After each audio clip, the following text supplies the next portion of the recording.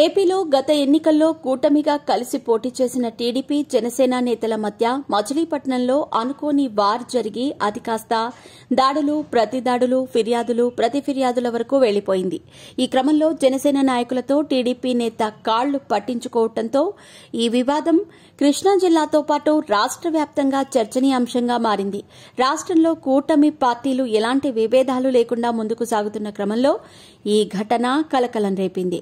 మచిలీపట్నంలోని పరాసురపేటలో వినాయక చవితి శుభాకాంక్షల పేరుతో కూటమి నేతలు బ్యానర్ ఏర్పాటు చేశారు.